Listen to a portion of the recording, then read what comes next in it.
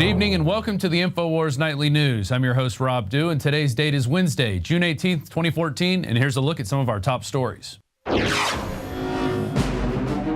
What does Dick Cheney, super bananas, pepper spraying drones, and Alex Jones predictions all have in common? We'll find out tonight on the INFOWARS Nightly News. Earlier this week, Infowars.com sent 4 reporters down to the Texas border in southern Texas near Brownsville and McAllen to do an in-depth investigation on what is currently going on at the border. Is the Border Patrol being complicit in these? Are people getting stand-down orders not to turn in illegals or to even set them free? Well, the answers that they found shocked me, and they should shock you. They have an exclusive interview with an ICE agent. Here's the article. ICE agent blows whistle. Illegals receiving costly taxpayer-funded medical treatments. Now, the video to this is named ICE agent blows whistle on contagious disease-ridden illegals pouring over the border. And I just want to go over a few quotes. We actually played this interview in its entirety at the end of last night's INFOWARS Nightly News in our semi-overdrive edition because we got that. It came in a little late, so we just posted it at the end because we thought it was really important information to get out there. But I want to go over a few quotes that the ICE agent said during the interview. First, he said, they're being given orders to appear in front of an immigration judge. If they're going, I don't know, probably not. He also said, certainly morale's an issue. We're letting a lot of people go. A lot of people go. No one wants to see these people being released.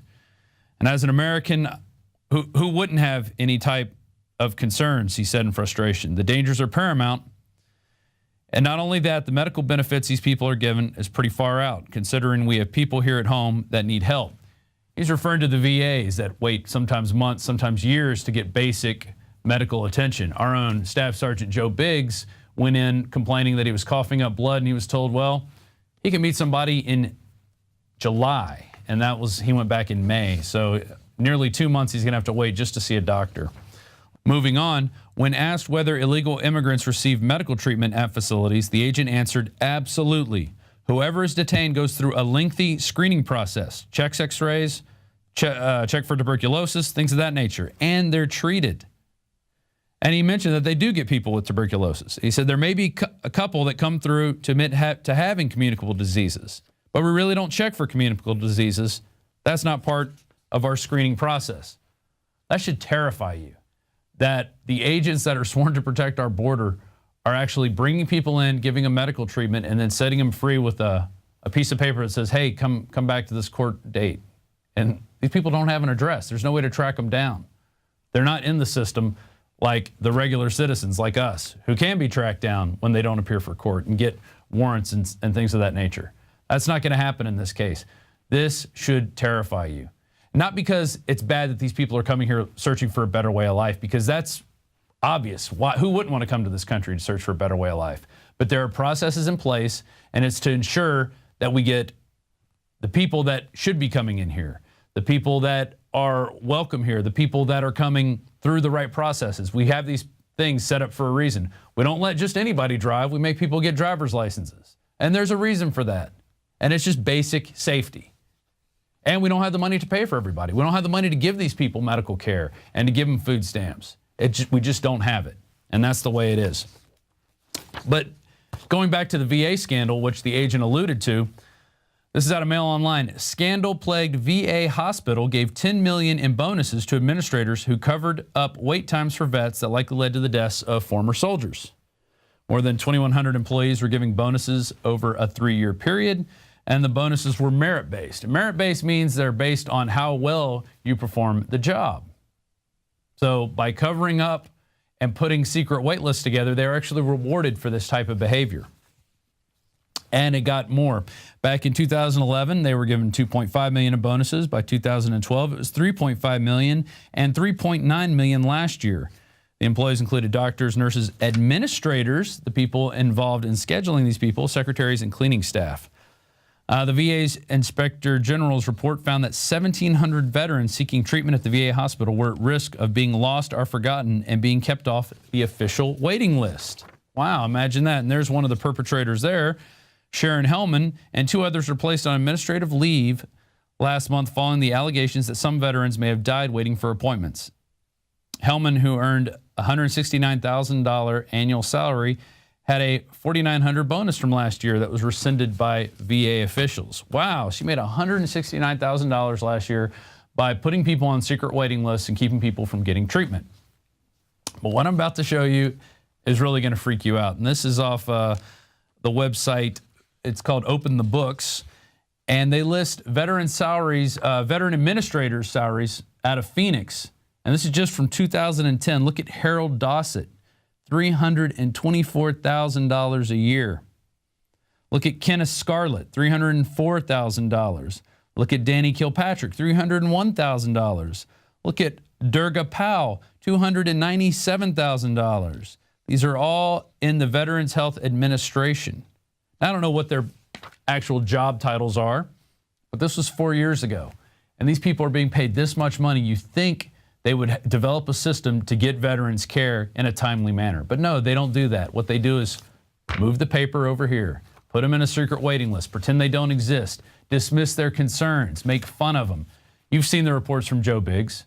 He's outlined it all. It's really, really disturbing. But it's not just the VA administrators who can't keep their S straight. It's also the IRS. You've heard about the lost emails now going back to 6 different employees where they just can't find emails talking about the type of corruption that was going on there where they were targeting Tea Party officials. For over a year and a half now, the House of Representatives has been investigating the IRS to see if they singled out Tea Party groups for political persecution. A large part of that investigation are incriminating emails that the IRS is now saying have disappeared. Is it credible that Lois Lerner and now 6 other IRS officials would lose all of their emails due to a computer disk crash? Now, some people might find that credible because that's happened to them with their personal computers, but we're not talking about personal computers. You found one? Did I? It looks like this one is deducting for medical payments covered by insurance. This, we suspect, is how a great many people think of ADP, Automatic Data Processing, the newest tax tool of the Internal Revenue Service, and a new dimension in tax administration. The IRS has policies, procedures, and technology that you don't have on your personal computer. We're told that the electronic records weren't archived for very long, but the IRS's own record-keeping requirements for us treats electronic records the same as paper records and requires that we keep records for 3 to 7 years, indefinitely if fraud is suspected. But IRS policy says that official emails are federal records, and they're required to be printed and stored separately and permanently. And the emails don't just reside on a hard disk. These emails pass through servers, and the IRS has a huge IT department to ensure that data is backed up and preserved. And reporter Cheryl Atkinson reports that an IRS official told her that email is backed up with something called a RAID. A RAID is a redundant array of independent disks. In other words, 2 physical hard drives are put together in one enclosure. Information written to one is also written to another. Now, what that means is that although a single hard drive might have a mean time between failure of 5 years, that would give you a probability of about 1 in 78,000 that this would fail. When you put them together in a RAID configuration that's mirrored for security, you wind up with a mean time between failure of 500 years. Billions. In other words, it's not credible, even if they weren't mirrored, that all 7 of these would fail and lose the most critical time period that they're looking for. I say the IRS officials need to be held to the same standard that they hold the rest of America to. For example, they should be guilty until they can prove that they're innocent. They should be required to retain data for 7 years, just as we are, with no limit for criminal activity. Lois Lerner should be compelled to self-incrimination, just as we are. And we should shut them down financially, not just cutting their budget by 15%. The emails in question relate to Lois Lerner and other IRS officials conspiring to punish political opponents with criminal charges. But there's also a criminal conspiracy to cover up illegal activity. And as an IRS official has pointed out, laws have been broken during an alleged cover-up that are much easier to prove than the original act.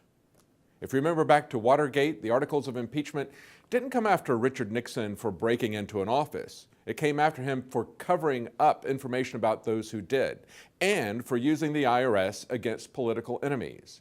Now, if the House Republicans don't prosecute, they are implicit in this criminal conspiracy to cover up.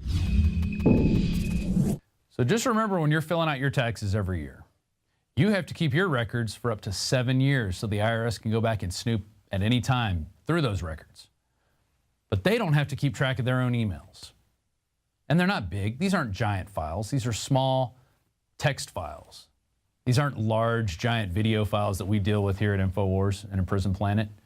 So it just really makes me wonder how this could happen with all the redundancies and the RAID disks and everything else, and the computer experts that they have and the forensic experts they have to go back and look in other people's computers, yet they can't find the emails. No, nobody's lying. Don't worry about it. But you have to follow all their rules. You have to incriminate yourself. Just makes you wonder. Let's move on to drone news. Another one out of the mail online. Flight of the tiny RoboFly. World's smallest drone weighs less than a gram and navigates using light-sensitive eyes. The RoboFly has a carbon fiber body weighing 106 milligrams, a fraction of a gram. It has a pair of flapping wings, which are powered by electronic muscles. And they say this device could be used in search and rescue operations to squeeze through collapsed rubble, monitor environmental conditions, and pollinate crops. I think it's really amazing the amount of technology that's being poured into drones. And it kind of, when I read this article, it made me think back to a National Geographic piece that was released a few years ago where they showed tiny fly robots that were flying around and that they could get into places where they couldn't be seen or readily noticed, and even attack people using a kamikaze-style explosive device built into them. And they could take out attackers. In this case, it was a sniper. But all this goes back to, do you really think this RoboFly is going to be used for pro-humanity applications? Well, it might be. A few companies might do that. But more often than not, you're going to see groups like the CIA and DARPA using these technologies to kill people and to get spy information. That's the future of drone technology. Like this drone here out of a Steve Watson article. Riot control. Drone to shoot pepper spray bullets at protesters. A drone that is capable of firing 400 rounds of pepper spray and paintballs, as well as employing blinding lasers and loudspeakers to deter protesters, has been developed and sold to an undisclosed company following a demonstration at a trade show in London. It's called the Skunk Riot Control Copter. And it's equipped with 4 high-capacity paintball barrels firing up to 20 bullets per second, with 80 pepper bullets per second, stopping any crowd in its tracks. Wow, that's 80 bullets per second coming out of those wings. Pretty scary stuff.